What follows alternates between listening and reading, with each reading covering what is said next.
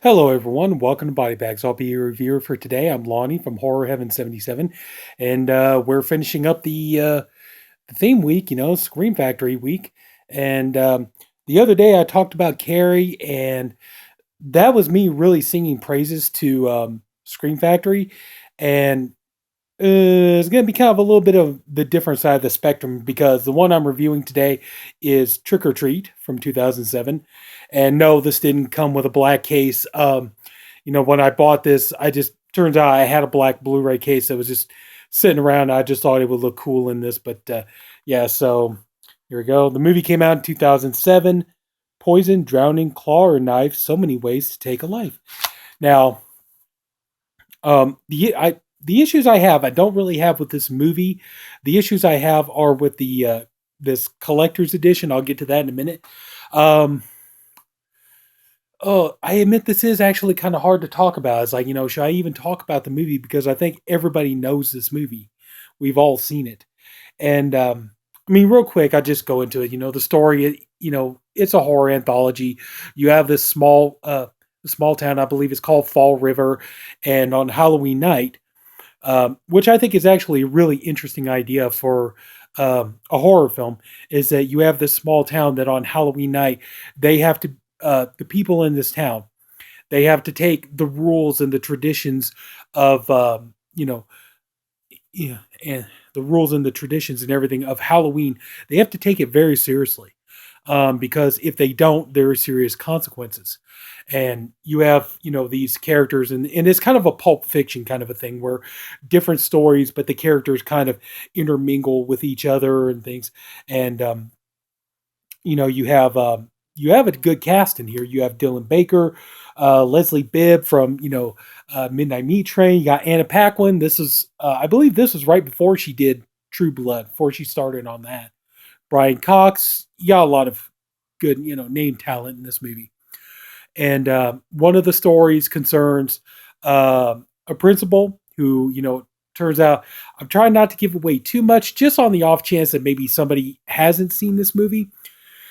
But you have a principal who he has a very different idea of how to treat trick or treaters. Let's just put it that way.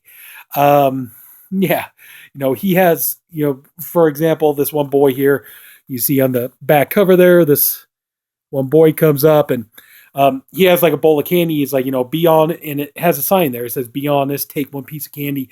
Well, the kid decides he's gonna help himself to a little bit more than one piece of candy, and he gets caught. And let's just say it doesn't end up well. Then you have the other story, which is about this girl named Lori, and her play right here by Anna Paquin, dressed up as a little Red Riding Hood. Then you have Lori and her sister Danielle and their friends. They come into town, and Lori is kind of, she's kind of being a little bit, irritated and everything. And she's all, "I don't understand. Why are we coming to this town? And, why did we, we live in the city. There are perfectly good guys in the city. Why did we do this?" And everything else. And Danielle's explained to her, it's tradition. It's like we come here every year, we find guys, and then we celebrate Halloween in our own special way. And so I'm not going to tell you what their special way is. I'm pretty sure you've already seen this movie, and so you pretty much figured this all out. But so anyway, you know, so the idea is like Lori needs to find a man so she can, you know, lose her virginity. But the thing I like about this story, everything they say, every word of dialogue that they say has a double meaning. And you're not going to get it the first time, but the second time you watch it and you listen to the lines that they're saying, everything has a double meaning. So it's like, okay, when they say this, it actually means this. So, anyway, so Lori, she decides that she's going to try to find a man, which you would think, Anna Paquin here, you would think like she would have no trouble finding a man, but apparently it's a little bit rougher for her than she thinks. However, it turns out that I'm going to try not to give too much away. Like I said, this is just in case somebody hasn't seen this movie yet. But, let's just say that, she does end up having a guy come after her, start, wanting to hook up with her. And let's just say things don't end up well. Uh, Like I know. I'm sorry. I keep saying, oh, they don't end up well, blah, blah, blah, blah. But the thing is, like I said, I'm sure everybody pretty much already knows what I'm talking about. I'm sure everybody's seen this already. So I don't think I have to go into too much. Then we have another story. We have these young kids, and I think what was her name, Maisie, I think, and this boy Schrader and Chip and the one girl. I'm sorry, I forget her name. She has like a the braces on and everything. I'm sorry, I forget her name, but so anyway, they're going around, they're collecting pumpkins, and they go to the principal who's having a very evil way of dealing with kids on trick or treating and everything else. They go to him, they ask him if they can get a pumpkin from him, which he does reluctantly. He gives up a pumpkin, gives it to him, and so they're looking for all these pumpkins. They're all like, okay, you know what, they're having trouble because turns out this kid here was going along and he was smashing all the pumpkins. So they're like, okay, well, we need to find, you know, um, we need to find Halloween pumpkins, because we're going to do this ritual. And so they're like, okay, we're going to go to this, there's this girl named Rhonda, but they call her Rhonda the retard. So they're going to go to her place, and it turns out she's got pumpkins everywhere. It turns out she loves to decorate pumpkins, and she is incredibly, incredibly invested in Halloween, and she knows the history of Halloween. She's a very staunch believer in the traditions and the rules of Halloween, and she's explaining it to these other kids. And like even at one point, she tells the boy Chip, she's all like, yeah, you got the candle in the pumpkin lit, so don't let the candles go out, because bad things can happen. Keep the candles lit. And so they go to this. It's like an old quarry. It's an abandoned quarry and stuff. And then so they're all like, "Why are we here?" It's And so this girl Maisie, she's talking about, we're going to leave these pumpkins here as a tribute to these kids that died in what they call the school bus massacre. And it turns out she tells this story about just that's the thing. Like if anybody, I'm sure kids have seen this movie. I'm definitely sure kids have seen this movie, but like if somebody says, "Is this movie meant for kids?" No, no, it's really not. It's not intended for kids. Now, when you find out how many children get murdered in this thing, no, it's not really a movie for kids, even though I'm sure kids have seen it. But anyway, so it turns out that there was this bus full of these children that had mental handicaps, and they had problems. They were problem children, and their parents just didn't want to deal with them anymore. They were tired of having these kids and tired of dealing with their mental problems and things like that.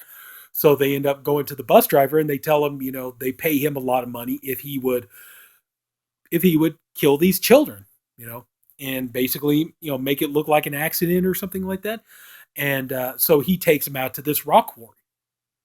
And one of the boys who, see, where is he at? Right there with the kind of like the Dracula mask. He senses that, something's, really, really wrong here. He knows that he's not going home the way he's supposed to be going. And so so he panics, and he manages to get to the front of the bus, and he kicks the bus into gear, and the bus goes off the quarry cliff, and, it sinks to the bottom, and all the, everybody drowns except for the bus driver. He does survive. And so, she finishes telling the story that now we're going to put these pumpkins here as a way to remember everybody, all these children who have died. And so, but then we come to find out that the whole thing is they lured Rhonda there so that they could play a trick on her, and they scare the poor girl to death. And so she's really upset. She's crying and everything else. And, so the kid Schrader, he's all talking about like, the girl's scared out of her mind. There's nothing more to do. Let's go home. So they get ready to start picking things up. And then it turns out that, a little revenge from beyond the grave starts to happen. And, we'll leave it at that. So, yeah, so this movie kind of got everything.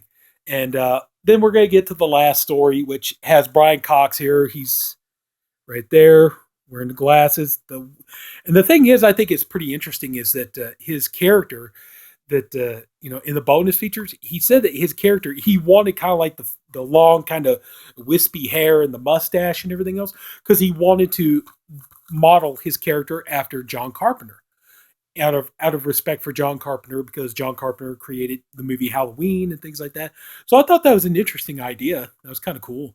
And even still, there's like a part in the movie where, he does say a line from the Thing. You got to be fucking kidding me.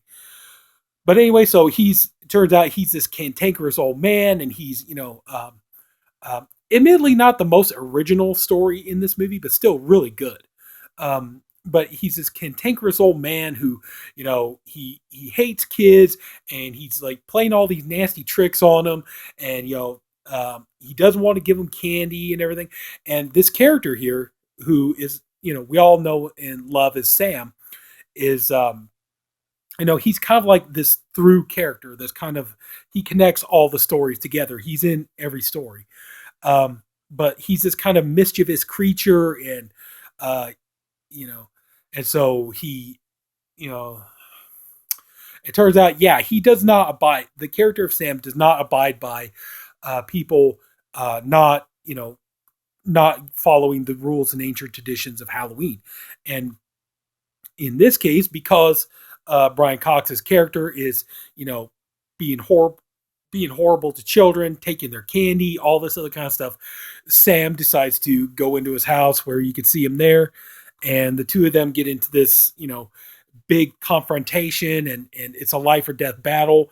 And so it turns out this lollipop here that he takes a bite out of turns out is a sharp weapon, so he can stab with it, which is really cool. And I think that's kind of where some of the best ideas in this movie come out. It's just this that's the thing, it's like this could ultimately become one of the best horror icons in God knows how long. And everybody wants to see more of this character. They really do. And that's the thing. Unfortunately, like I said, this movie came out 2007. It's 2020.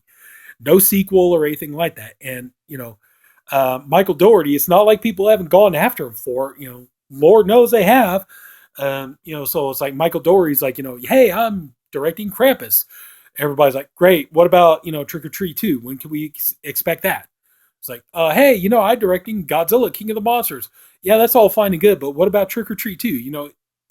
That's the thing. Everybody wants a sequel this movie, myself included. But yeah, so the character Sam, it would be it would be interesting to see more of this character. Definitely a great new horror icon that a lot of people have embraced. I've embraced it. A lot of people have. And the movie overall is it's fantastic. I mean, for me, this movie, like I said, I have no issues with this movie whatsoever. The movie is brilliant. I love it. For me personally, it's essential watching every Halloween night. The two movies I got to make sure that I watch every Halloween night. For me, I just have to. John Carpenter's Halloween and this. I got to make sure I watch these two every single Halloween without fail, every time. And, the movie itself, I have no problems with. It's a perfect horror film. It's a great stories, great characters, fun acting. You got some characters are really despicable, and it's great to see them get their comeuppance. But you got really good characters that are likable and interesting. Like I said though, the issue that I have is with this edition. Now, if you look on here, for the bonus features, you only get two. You're gonna notice you only get two new bonus features. Okay, which is 2 interviews. The first one is called Tales of Folklore Fright, including interviews with writer-director Michael Dougherty, conceptual artist Brian Burns, and storyboard artist Simeon Wilkins. And the other one is Sounds of Shock and Superstition, interviews with Michael Dougherty and composer Douglas Pipes. Now, other than that, every other bonus feature on here is imported from look at all those bonus features. Okay, except for those 2 new ones. Every other bonus feature on here is imported from the Warner Brothers DVD. Now, this Blu-ray runs you about $30. Okay, now I'm going to be honest with you, I did not pay $30 for this. The local record store that I go to buy a lot of stuff, I ended up accumulating a lot of bonus points, and I accumulated a lot of store credit. So I only ended up paying $5 for this edition. And to be truthfully honest with you, it's underwhelming. Like the other day, like I said, I praised Scream Factory for what they did for the release they did on Carrie. This one, I just feel underwhelmed by this one. It's like there's no new scan of the movie. No, no new 2K progressive scan, no 4K scan, none of that stuff. Um, so basically the picture quality is obviously going to be exactly the same as what you see on the um, the Warner Brothers Blu-ray. You get the best of the bonus features, which is audio commentary, additional scenes, trick or treat season's greetings, the animated short by Michael Dougherty, with optional commentary. This great featurette, how did many of our scary season traditions start? Narrated by Brian Cox. School bus effects comparisons, still galleries, theatrical trailer. All that is on the Warner Brothers Blu-ray, and you get all that for half the price. Right now, I looked, and right now, the Warner Brothers Blu-ray is only $14.99. So you're literally paying $15 more just for the two interviews, and I understand. I appreciate that Scream Factory knows that there's an audience for this movie, and that this movie is really well loved, and a lot of people, enjoy this movie, myself included. But just, if personally, this is just what I think. Okay, I know a lot of people aren't going to agree with me, but personally, this is just what I think. What I think they should have done is they should have just taken those two new interviews, and what they should have done was take the movie, go ahead, upgrade it to 4K, and release this as their first 4K Blu-ray. That's just personally what I think they should have done. And then take those two interviews and put those on the 4K Blu-ray as exclusive 4K Blu-ray features. Now, it's all like, well, companies like Scream Factory, they don't do, 4K or any of that stuff. It's like, well, but here's the thing, these companies like Scream Factory and stuff, they're starting to dip their toe into the 4K Blu-ray pond. And right now, Synapse has out the 4K Blu-ray of Suspiria. Blue Underground is working on the 4K Blu-ray of Lucio Fulci's Zombie. That one's getting ready to come out. Shout Factory, which Scream Factory, Shout Factory, is the same company pretty much. They're putting out the Deer Hunter on 4K Blu-ray. So it just seemed like just personally, in my opinion, the better thing they should have done was, hang on to this and just, like I said, upgrade the picture to 4K and make this their first 4K release. Take the two interviews, put them on there as exclusive bonus features, similar to how like Lionsgate did with Evil Dead 2. Lionsgate, they're doing pretty good by including certain bonus features on their releases. And so Scream Factory could have done the same thing. And personally, I think that would have justified the $30 bonus or the $30 price tag for this. Because as is, like I said, you're not getting anything new in terms of sound quality, picture quality, or anything like that. You're getting the same picture and sound as what you get on the Warner Brothers Blu-ray. The majority of the bonus features are imported from the Warner Brothers Blu-ray. I can understand if these two new interviews were the best they could do. I understand that, but I'm just saying that this would have been a strong start if Scream Factory decided that they want to start dipping their toe into the 4K Blu-ray pond. This personally, I think, would have been a really, really good, strong start for them to go with. So that's just my opinion. But as is right now, I'm glad to have it, but it just, it's just honestly in terms of packaging, in terms of, and that's the thing, it's like this, runs you about $30. If you bought when they first announced it, yeah, there was a limited edition, which, cost, yeah, that came with like posters and, collectible things and stuff.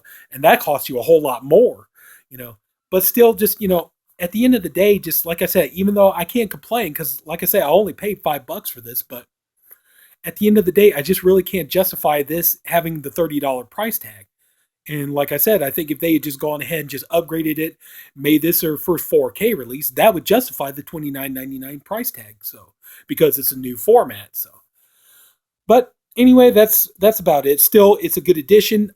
But I would just say if I'm sorry, Scream Factory, but I'm just saying, if you get a chance, just if you can get the Warner Brothers Blu-ray for cheaper, I just say go with that. You're not really missing much in terms of the bonus features or anything, but still, hey, if you can find this for a good price, still pick it up just for the movie itself.